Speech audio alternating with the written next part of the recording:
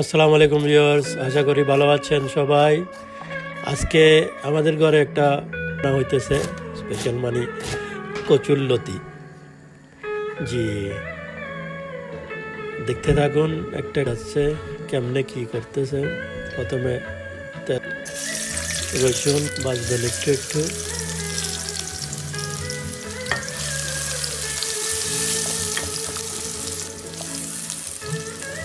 তারপর হচ্ছে ইসা ছুটকি, এটা সামান্য ইসা ছুটকি দেওয়া হলো।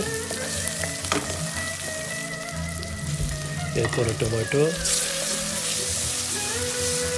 লাল মরিচের গুঁড়া,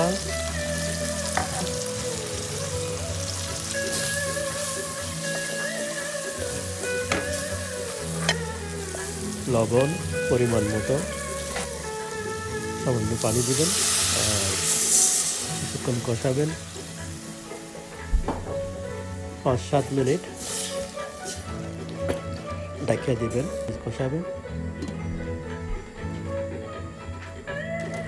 এরপরে লতিগুলা ঢালবেন,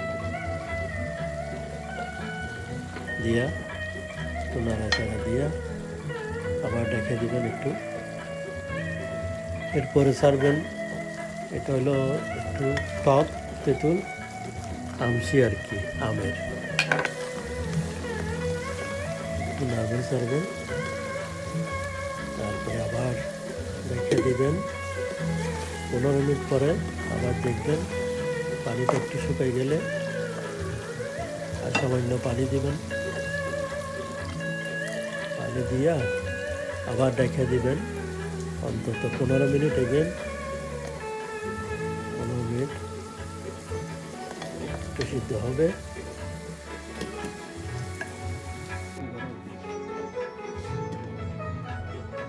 দেখতে পাচ্ছেন লতিগুলা রেডি।